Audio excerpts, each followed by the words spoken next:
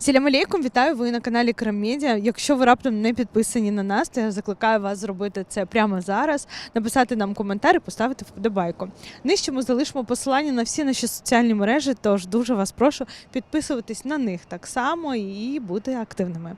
Сьогодні ми вийшли на вулиці Києва, аби спитати в українців, чи знають вони, яку релігію сповідують кримські татари, один з корінних народів України.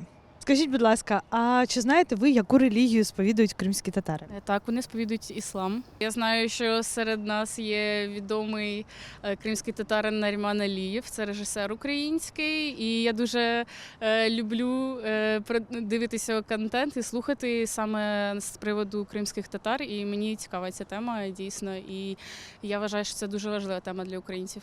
Думаю, мусульманство. Доброго дня! Можна з вами поспілкуватись хвилиночку? Чи знаєте ви, яку релігію сповідують кримські татари? Мусульман. Я не пам'ятаю, що там зараз. Мусульманство, так. Кримські татари мусульмані. Ну, мабуть, вони мусульмані. Іслам. Не знаю, чесно.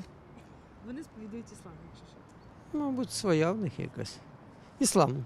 А яку релігію сповідують кримські татари? Вони іслам. Правильно я сказав чи ні? Да. Все, будьте здорові. І ви, дякую вам. Іслам, по-моєму.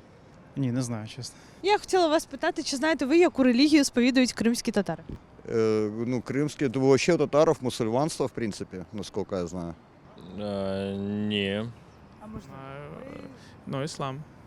Іслам, звісно, іслам, так. Не знаю. Турецьку. Іслам, просто не розумію, що там. Ой, дуже тяжко. Я намагаюся вчити історію, але дуже тяжко. Так, іслам. Так, вони мусульмані. Може, іслам? Так, все правильно. Так, дякую вам. Будь ласка. Дякую, гарного дня. І вам теж, дівчата. Дякую.